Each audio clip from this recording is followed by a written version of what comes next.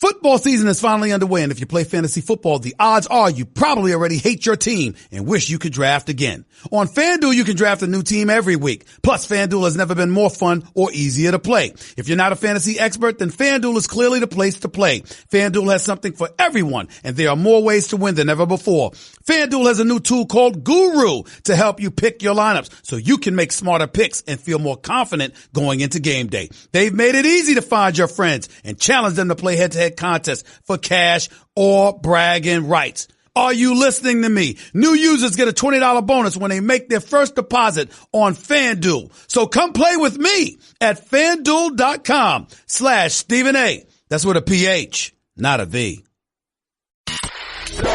You're listening to the Stephen A. Smith Show podcast. Barbasol is finally making razors. That's a no-brainer. Check out the Barbasol Ultra 6 Plus with 6 ultra-thin blades. Save on the Ultra 6 Plus at Barbasol.com. Time for Straight Talk, brought to you by Straight Talk Wireless. Best phones, best networks, no contracts. Lots of stuff to get into. First order of business was a Monday night game that took place last night between the Chicago Bears and obviously the Seattle Seahawks. Final score, Chicago 24, Seahawks 17. Chicago was all over Russell Wilson, who's got to literally carry the Seattle Seahawks franchise on his back, has minimal help, got a running back in Penny that only rushes 10 times for 30 carries, Rashad Penny. So you got that going on. That's a problem. Your receivers are Lockett. Doug Baldwin doesn't play for you last night, so that's a problem. Okay? So you got Lockett and you got Brandon Marshall with his 4 receptions for 44 yards, but we all know he's not what he used to be. But more importantly than that, you got an offensive line that's highly suspect in Seattle, and obviously Russell Wilson was left to pay the price because he got sacked 6 times, got hit another 7 times, and Chicago's defense, the monsters of the Midway, were all over him. Smith had 7 tackles. Trevathan had 6 tackles. And 2 assists. Prince Amukamara, you remember him, used to play for the New York Giants. He's now with the Chicago Bears. Had a pick 6. Khalil Mack, 4 tackles. Plus a sack. Plus a strip fumble. I mean, he was everywhere. That's why I don't want to hear John Gruden whining about no pass rush in Oakland. Duh, why the hell you think you don't have one? Because you let go of the Mac Daddy. And by the way, when you think about Khalil Mack, let's be clear about something here. Butkus, Ditka, Singletary, Urlacher, and now Mack, as in Khalil Mack. The Mack era has officially arrived in Chi-Town. And make no mistake about it, their defense is real. So let's pay attention to that. They were a top 5, top 10 defense rather last year. And everybody was saying they get their hands on a pass rusher, an edge rusher. They're going to be a top 5 defense. And apparently the prognosticators end up looking very, very prophetic. Because Chicago's defense is no joke. I will tell you this. I'm not that high on Trubisky. He's got a lot of moxie though. He's got a little bit more moxie than I thought. Only threw for 200 yards, completed 25 of 34 passes, had 2 touchdowns with 2 interceptions. Not much of a running game with Howard that only kept rushing for 35 yards. Your receivers with Robinson II and Howard weren't anything to necessarily write home about, and we get that. And Chicago's offense is going to be a problem. But that defense can do some things for you, and I think that it'll be very, very interesting to see how things unfold in the NFC North in light of the fact that Aaron Rodgers is not 100% and Green Bay ain't that great. With Kirk Cousins and Minnesota supposedly ready to do some things, it'll be interesting to see how things unfold there. And we all know that we don't believe in the Detroit Lions. So it can get very, very interesting. Time will tell, and we'll go from there. 888-SAY-ESPN. It's 888-729-3776. So that's just one of the things that I wanted to point to. When I get to the Seattle Seahawks, the one thing I want to say to y'all is this. I've regurgitated these comments on many, many occasions. I'll do so yet again. The Seattle Seahawks have never been the same since they lost that Super Bowl to the New England Patriots. I've said it many times. I'm going to say it to you again. They've never been the same. And it wasn't because they lost. Losses happen. It's because they had the game in hand. They were at the half-yard line. All they had to do was give it to beast mode, Marshawn Lynch, run it in, call it a day. But Pete Carroll and those boys wanted Marshawn Lynch, beast mode, to be the hero. I'm sorry, they wanted Russell Wilson to be the hero instead of beast mode. And that team has never been the same since. And that is the situation that you have to deal with here. That truly, truly is. Let me be very, very clear about what I'm about to say. That Super Bowl loss ruined the Seattle Seahawks franchise as we knew it, the Legion of Boom, and the mystique and the aura they walked around with. It absolutely ruined it. There is no way around that. And so as a result, what you have is a situation where the Seattle Seahawks pretty much have Russell Wilson. They gave up Max Unger a few years back, your center on the offensive line. You brought in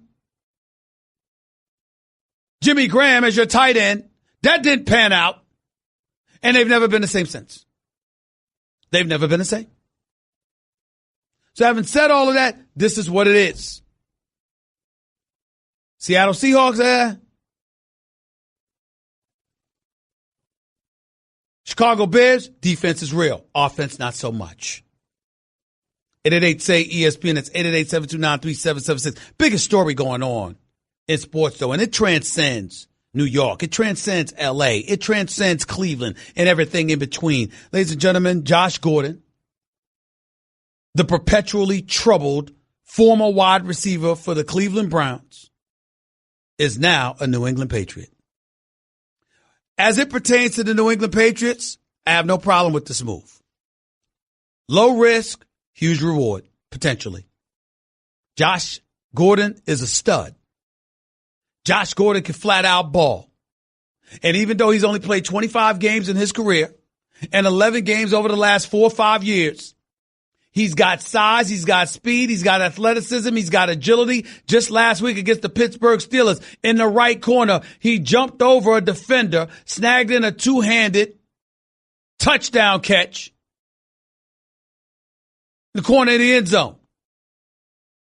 Cleveland is getting a 5th-round pick in return for Josh Gordon. Now, there are a lot of people, there's a lot of reports out there, hamstring injury. If y'all believe for 1 second that Josh Gordon has been let go by the Cleveland Browns, who's had patience with them for 6 years. If you believe that he's being let go because he had a hamstring injury, you don't know what the hell you're talking about. That's not what's going on here. That's not what's going on here. What's really, really going on here is that Josh Gordon breached the deal he had with the Cleveland Browns in terms of making phone calls, reporting to practice on time, and things of that nature. You'll hear about it because I'm hearing about it.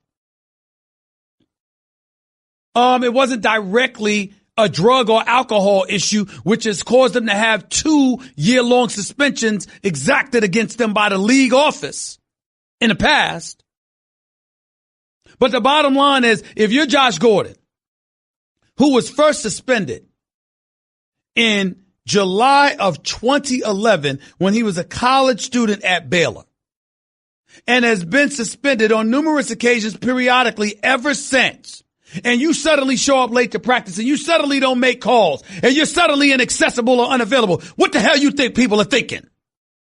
We all know what time that is. And let me just go down the list, because I want to make sure that I'm clear. And I'm not being disrespectful by saying this. I'm not throwing shade on Josh Gordon in any way. I'm only speaking facts. Josh Gordon's an addict. Do y'all understand that? He's an addict. Alcohol, weed, drugs. He's repeatedly had these problems. I don't know why the hell everybody's excited about him being in New England. Yeah, y'all might act like one has nothing to do with the other, but if Malcolm Jenkins being sick or not performing effectively at a few practices enables or justifies in Bill Belichick's mind him benching Malcolm Butler for the Super Bowl, After playing him 97.8% of the snaps during the regular season, after playing him 100% of the snaps in the AFC divisional playoff game against Tennessee and then the AFC championship game against Jacksonville, and suddenly you bench him for the Super Bowl. Yeah, he might have turned down a contract with you the year before, and you might have wanted to squash his own marketability. There could be several agendas on a part of Bill Belichick, but in the end, you allowed this man to get you back to a Super Bowl. And then you benched him. How tolerant are you going to be of Josh Gordon? And for those of you out there who are willing to sit there and say, oh, come on, Stephen A. Come on, Stephen A. You can't be like that, man. You can't be so cruel. I'm not being cruel. I'm being very respectful. Everyone that I have ever known, including family members who have been associated with addictions, says when you're calling somebody an addict, you're not disrespecting them. You're highlighting and illuminating for them in their mind's eye what their issue is. And let's face reality, particularly in this day and age, addicts garner sympathy, at least to some degree.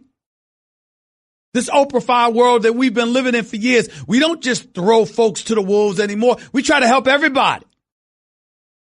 I'm not saying it in a sarcastic or malicious way. I'm truly not. I'm speaking fact. And let me go down the list. July 25th, 2011. Josh Gordon suspended indefinitely from the program at Baylor by Coach Art Briles for a violation of team rules. It was reported later that Gordon had failed a drug test as it showed up positive for marijuana. That's 2011. December 2012. September 5th to December 30th, 2012. Gordon plays in all 16 games for the Browns after entering the NFL supplemental draft and getting picked up in the second round that July by the Cleveland Browns and ultimately signing a 4-year, $5.3 million deal with the Cleveland Browns. Josh Gordon plays in all 16 games for the Browns and starts 13. That June of 2013, Gordon draws his first NFL suspension for violating the league's substance abuse policy. He's forced to miss the Browns' first 2 games. I'll continue. July 5th, 2014, Gordon is arrested for suspicion of driving while impaired. So now it's not marijuana. It's not weed. It's not drugs. Now it's alcohol. It was reported that Gordon was speeding and had blood alcohol content level of 0.09, which was above the legal limit. So you see, I'm going back as far back as 2011.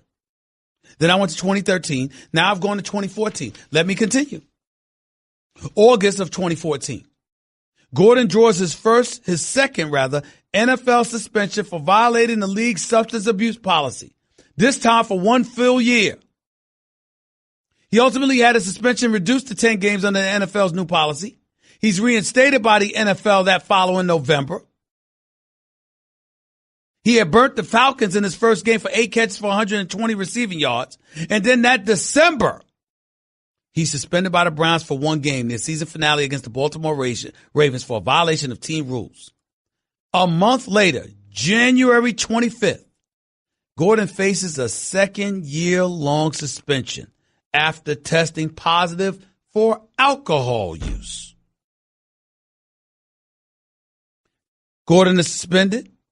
February, it's official. He's suspended by the NFL for a year again without pay and isn't eligible to return until the beginning of the 2016 season. Ladies and gentlemen, since 2014, he's played 11 games. There's an addiction issue.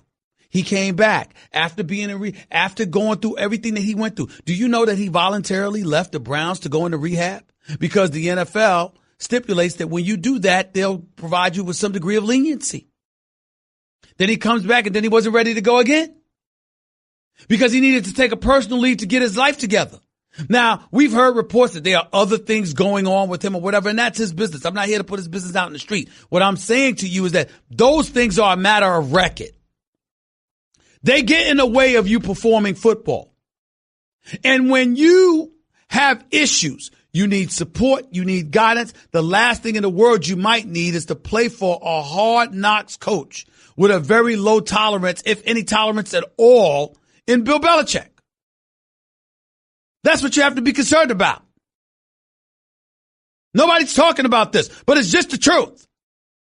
And I'm going to take it a step further because I did it on my television show First Take this morning on ESPN every weekday from 10 a.m. to noon, 7 a.m. to 9 a.m. Pacific. I'm going to go there again. Let me be very, very clear. History has shown that sports leagues have and give more leniency to players with personal issues like drug and alcohol abuse than they give to outspoken individuals who don't have those issues. Don't any of y'all have a problem with that? To me, it's about an issue of control. It's not just the black athletes, it's whites and everybody in between as well. But it appears to me that in a professional sports league like the NFL, go ahead and be a drug addict. Go ahead and be an alcoholic. If you can play, we forgive you. And there's room for you somewhere, for somebody to give you a second, third, fourth, fifth chance. Cleveland Browns showed the patience of Job. That's biblical. The patience of Job when it came to Josh Gordon, and still had to let him go the other day. Y'all can sit up there and act like it's beautiful for him to go in a no-nonsense situation like the New England Patriots. I'm worried about him because he's going to be accountable to himself. That's what you have to be in New England. Nobody's going to hold your hand. So I'm very, very concerned about that. I really, really am. Let me be the first to tell you that right now. Having said all of that, despite my concerns about Josh Gordon, I'm also annoyed at the situation. What, he can have a job, but Colin Kaepernick can't have a job? He can have a job, but Eric Reed can't have a job? My man Carlton in Tampa will call up here and bring up the pigs on the socks or the Fidel Castro t-shirt or comparing Steve Bisciotti, the owner of the Baltimore Ravens, and Ray Lewis, his former star, to the characters in Django played by Leonardo DiCaprio and Samuel L. Jackson. That's fair. What about Eric Reed? He didn't do that. Not that I recall. And even though you might argue he's not as great as everybody's saying he is, he's not some bona fide, surefire starter in the National Football League. Clearly he deserves a job in a roster spot. So in other words, be outspoken, be law-abiding. Follow the rules and regulations according to you as an American citizen, and the hell with you, you can't get a job. But you can have drug issues. You can have alcohol issues. We'll tolerate that. Y'all don't have a problem with that? Huh? I do. And I didn't even bring up the Des Bryant factor. Treating him like the second coming of T.O. You can bust your tail, you can work hard. You may have lost a step, but you're still better than a lot of dudes in this league. You can't get a job. You're labeled and stigmatized as a bit truculent and cantankerous and cancerous for a locker room. You can't get a job. But if you got an alcohol or a drug problem, sure, we'll make room for you. I thought the best ability was availability. We don't know if Josh Gordon's going to be available. We hope and pray. I'm certainly rooting for him. But do I trust it? No, I do not. I just don't. 888-SAY-ESPN. It's 888-729-3776. Before I go to commercial, I wanted to steer left or right, whatever way you want to say it. And I wanted to my producers here, Jonathan Winthrop, Nuno Tech Sierra, Catherine Pastor. To my bosses, Marsha Keegan and Trod Keller, Justin Craig. All the way up the ladder to the Norby Williamsons of the world and the Connor Shells and the Jimmy Pataros of the world. Want to do something that most people don't do, particularly as talent, and we should. And that's to apologize. Yesterday on this show, I brought up Brett Kavanaugh and what he's going through with some of the accusations. I didn't get into any specifics. I just talked about how I wished I was a political pundit because I'd have been going off. And I allowed an opening for my statements to be misconstrued. My angst, my disgust with the situation has nothing to do with anything gender-wise or anything like that. It was just based on the thing or the notion of somebody being in their 50s and having to deal with something that they're being accused of from the time they were a teenager. Because in my world, I sit up there and I say to myself sometimes, my God, how many of us out here in this world would have to be scared out of our lives? But here's the reality. If you're not going to elaborate on it, more importantly, specifically if you're not qualified to elaborate on it because it's not your area of expertise, sometimes it's best to just shut the hell up on that particular subject. I did not do that. I was wrong, and I apologize for that. Nobody at ESPN asked me to make an apology. There's no written statement. There's no prompter that I'm looking in and all of that other stuff. I speak from the heart. My name is Stephen A. The last name is Smith. Raised properly by my mother, my wonderful mother, may God rest her soul, and my 4 wonderful sisters. When you're misguided or you're wrong, you own it. No excuses. Period. And I apologize for that. Craving even more of Stephen A? Him of all people. For around-the-clock access to the man? I'm Stephen A. You can follow him on Twitter and Instagram at Stephen A. Smith and on Facebook at Stephen A. Guys, let's be real. When you look good, you feel good. At the JCPenney wardrobe sale, you can get 50% off select men's suits, separate sport coats, dress pants, and accessories. Plus, select dress shirts, buy one, get one free. Raise your game with Collection by Michael Strahan. All the right looks to take your style to the next level. Also, save an extra 20% off with your JCPenney credit card and coupon or extra 15% off with any other method of payment. Hurry in. JCPenney. Style and value for all. Pricing and coupon valid 9/13 and 9/23. Credit offer subject to credit approval. Some exclusions and restrictions apply. See store at jcp.com for coupon.